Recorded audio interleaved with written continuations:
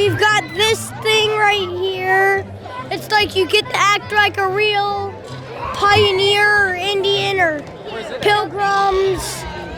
And then we've got this teepee where we can play the drums. We can play the drums here, which a lot of people are here. Over here we have this little territory that we can build places and things, just like the pilgrims did. We're sharing this with Miss Hill's class. We have this little pilgrim adventure thingy. And then over here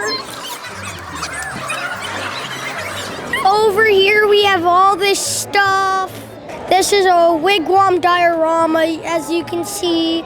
There's a little beanstalk, there's a little fire, there's a little pond over here, a duck pond. Then we have this thing that has shells and stuff. We have some corn, we have some berries, we have a pot and antlers. We have the three sisters, corn, beans, and squash.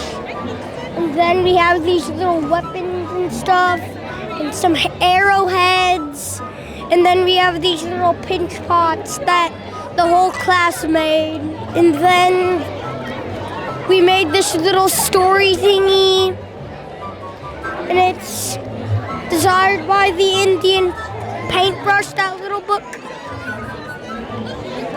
We just wrote that.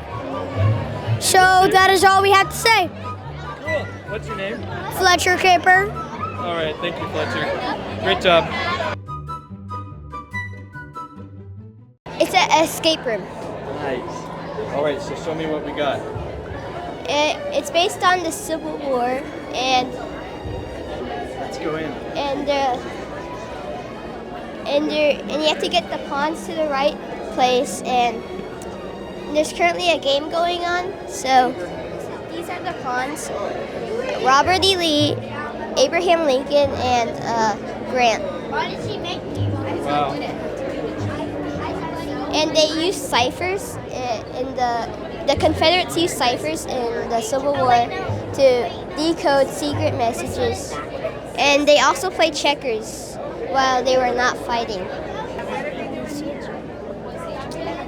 Okay, he has a passcode on this thing, and they have to say the code out loud. Like basically Oh, he has a clue here. Yeah, say code out loud. Whoa. Oh, he's being really still. Is he a wax person?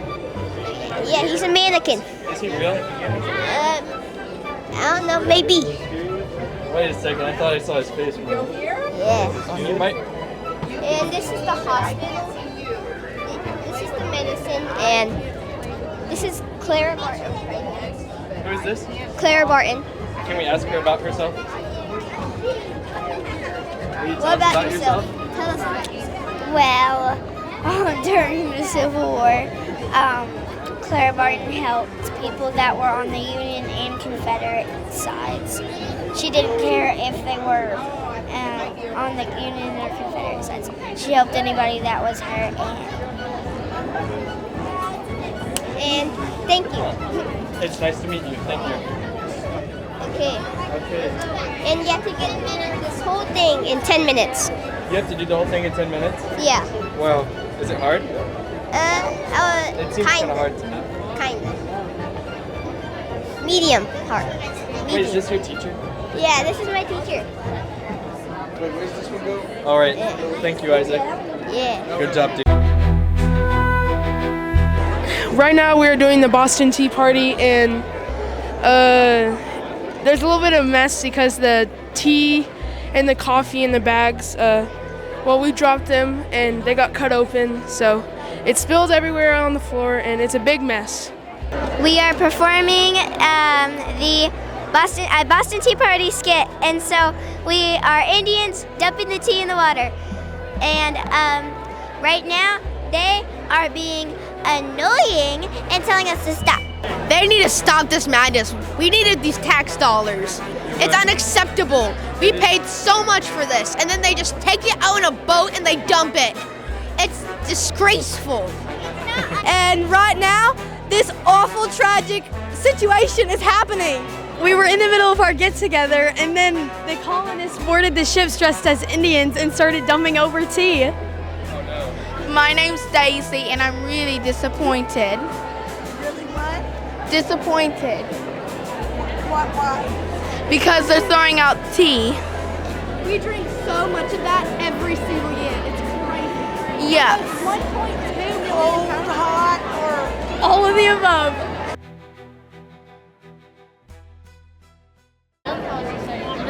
Hello, my name is Molly Pitcher. I was born in 1754 in New Jersey, but I was raised in Pennsylvania.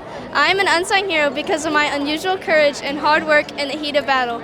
During the Battle of Midmont, I was given the nickname Molly Pitcher for performing the exhaustive work of supplying battle-fatigued and wounded men with drinking water. I married a man named William Hayes and had one child named John Hayes. I am also known for the famous quote, "Well, that could have been worse." But sadly, I passed away on January 22nd, 1832, due to skin cancer. Wow. Hi, my name is Nathan Hale. I was born in Coventry, Connecticut in the year of 1755. I was born into a religious family and later became an activist. An activist is a person who wants to bring a political or social change. And I also went to Yale College to study literature and debate to become a teacher. And I also married Abigail Grau. 2, I went to the Continental Army and became a spy. One of my missions were to raid a British supply slop with guns and ammo. After my mission was successful, in the year of 1775, I was promoted to be a captain. And sadly, in the year of 1776, I was hanged by the British at the age of 21. Hi, my name is Danielle Bissell. I was born December 30th in 1754 in East Winston, Connecticut. And my parents were Danielle and Elizabeth Bissell. And I went to Millsbury College and married Deborah Sabor in 1793 in Middletown, Connecticut. And we had one son and 3 daughters. I was also a soldier and spy for the Continental Army during the American Revolutionary War. Here's one of my secret missions. Pose as a deserter to gather intel on the British in New York City. Sadly, I died of pneumonia at age 70 in 1824. Testing. My name is Dana Boone. I was born on November 2nd at Bucks County, Pennsylvania. When I was young, I learned skills such as hunting that helped me when I grew up. I received my first rifle at age 12 and became a skilled marksman. I'm known for saying that I've never been lost, but I was mighty turned around for 3 days once. I married Rebecca Bryan on August 14th, 1756, with whom I had 11 kids. Unsung hero of the Revolutionary War because I explored most of Kentucky and was the leader in the Revolutionary War. I served as militia officer of Kentucky County, defending settlements and fighting in the Battle of Blue Licks. This gave me information over the area against Britain. I died of natural causes at the age of 85 in Defiance, Missouri, at the home of my son, Nathan. Okay, hi, I'm Margaret Green Draper. I was born on May 3rd on the year of 1727. I was originally from Boston, and I was the great granddaughter of Samuel Green, one of the first printers in North America and of the Cambridge Press.